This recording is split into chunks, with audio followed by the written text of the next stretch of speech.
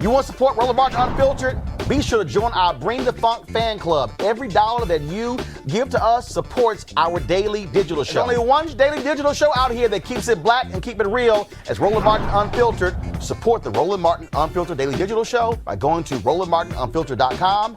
You can make this possible. So Mayor Pete Buttigieg hasn't really caught on in the African-American community with his 2020 bid. His team did a poll that suggested that it was because of his sexual orientation. But that's not the case. There are several things in his background that are extremely questionable as it relates to African Americans. For example, a recent article in The Root revealed that when Pete Buttigieg took office in January 2012, after winning the city's first open mayoral election in 24 years, South Bend actually had 3 African Americans in highly visible positions in public leadership, including the mayor's assistant, Lynn Coleman, the fire chief, Howard Buchanan, and police chief Darryl Boykins. Within 3 months now, all 3 were gone. And on a recent visit to a homeless shelter in Watts, California, he was greeted by a dozen Black Lives Matter protesters, many from his hometown, who called him anti-black and anti-poor. So, do we need to dig deeper into Mayor Pete's background? What do y'all think? I think you absolutely dig deeper, but I do always have cause when somebody suddenly starts rising in the polls and then all of a sudden all this racist stuff just pops up. Just like this week, Elizabeth Warren suddenly says that Bernie says that a woman can't win. Where was all this the last year and a half when he was running? Mayor Pete has his problems when it comes to African Americans. He tried to reach out to black voters by drinking 40 ounces on a YouTube series. That was a poor idea. He tried to reach out to black people by eating fried chicken. Stop. And Elizabeth, I missed that. You did what? And Elizabeth Warren just hosted a fried chicken thing for black people, too. So, I mean, if we're going to talk about missteps, we need to count all of the missteps. No, he did not. No, I'll show it to you. Yeah, but look, the problem is, this points to one big problem, which is that many of these candidates, even though the rank and file of the Democratic Party, people who vote every election cycle, are older black women, the people who are knocking on doors are usually younger black people. The people running these campaigns are very rarely African Americans, and that's why they don't know how to reach out to black folks, because they don't have black folks around them. So I think Mayor Pete's record is absolutely something that's fair, but we have to also look into the fact that these campaigns are not being run by people who look like us. The polling, the messaging, the strategy is not being set by us. The posters, the mail people are not being set by us, and that's why you're getting lily white policies. Well, here's the thing. Here's my thought about Mayor Pete, and I would love your reaction to this, Amisha.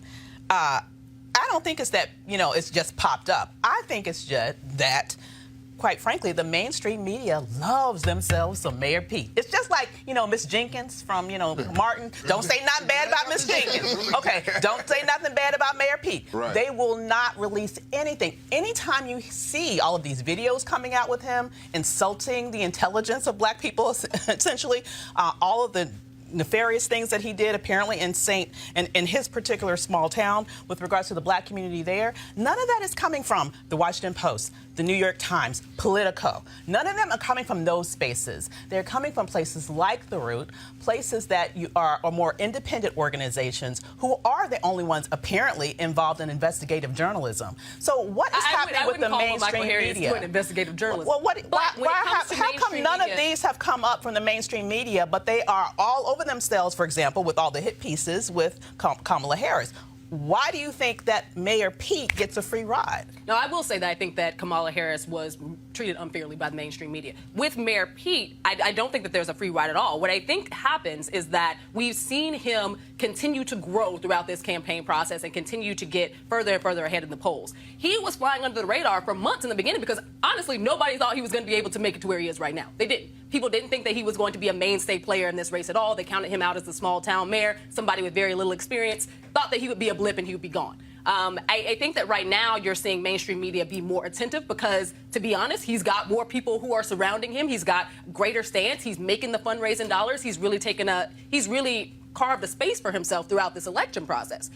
To be fair, though, I think that pieces like Michael Harriot's, and if you've been following him, I know that a lot of black people have. He has made a concerted effort to go after Mayor Pete and almost Mayor Pete solely.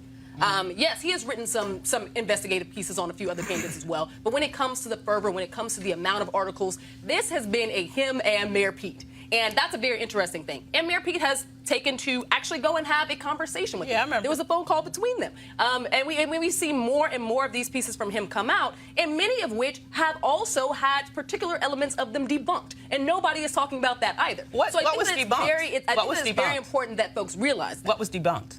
So when he makes these statements about how little support that he has, how many people are against him in South Bend, there are so many people who have come out who have been okay, but nothing has been debunked with regards to the facts of what actually happened in South Bend.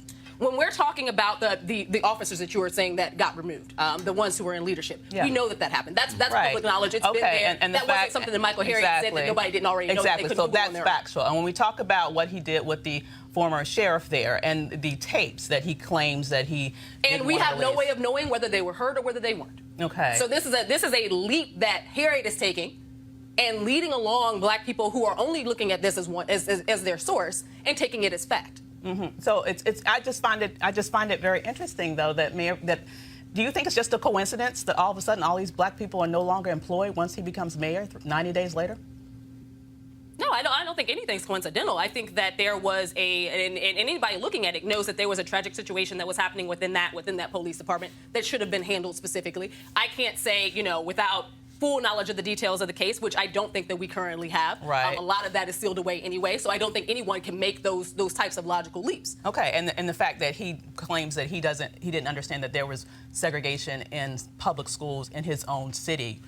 You think that's okay? There is segregation. As somebody who comes out of the education policy framework and has worked at the national level and at the local level, I can tell you there are black mayors across this country who don't know that segregation is happening in their cities as well. Are you serious? Dead serious. Again, really? I have fought that on they behalf don't know that it's coming on or they're not doing and anything about it. That's two different things. I mean, if you are having Mayor Pete come out and say, and he's lived there all his darn life. Right. I mean, there's so many things. There's so many things. And the reason why I'm just kind of, it seems like maybe I'm picking on, but the reason why I am is because I believe that mainstream media has been giving him a pass. There you go. They have not been critiquing him at all. And at the same time, they have been disparaging the black community by saying the reason why we don't like him is because he is homosexual. The reality is that we have critical thinking skills. And we see what has happened in South Bend. And if he wants to extrapolate what he's done to South Bend to the rest of the black population, I sure as hell don't want him as president. I just agree with you on everything you just said.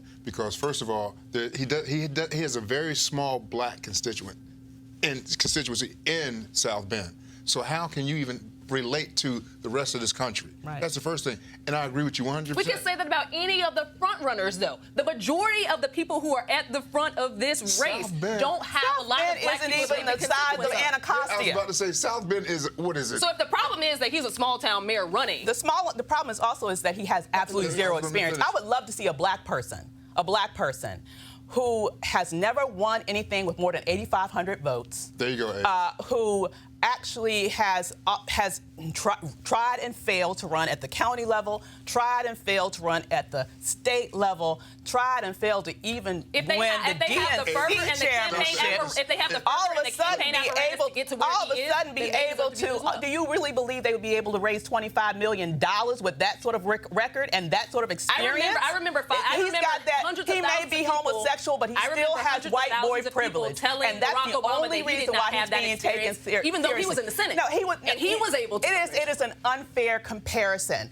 Barack Obama won at the state level to be a he did not have experience. Absolutely, even though he had all of this experience, we had people saying exactly. And he was still able to fundraise and get there. He was able to fundraise and get there because he had already won statewide. Mayor Buttigieg can't even win a damn county. And he's able to fundraise and get there because he has built where? Where has he gotten besides South Bend? Because he has a policy platform that people believe in. Besides South Bend? And he has been able to build the following. He's been able to build the campaign strategy. He's been able to build the fundraising apparatus. Nobody other than a white boy with that little. Who have not been able to do what he's been able to do.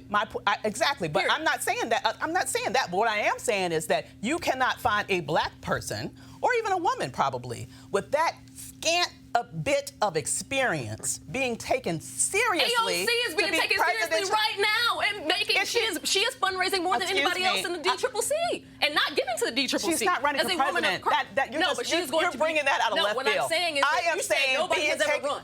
She ran with zero experience. She was a bartender. You're not And listening to what I'm saying. I'm saying run for president of the United States, not run for any office. That's not what the point is.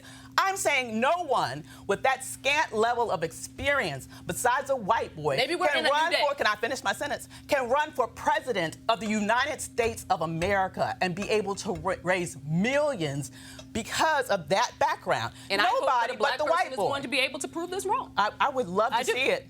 But I don't think I'll see it in my lifetime. And people didn't think they'd see a black president in their lifetime either, and we saw that happen 2 terms. I would love to see it. As many as unqualified white boys get stuff, this is normalcy, and this is just the recent version of it in presidential politics. You touched on it. I thought you was going to go all the way with it. I think he's been chosen.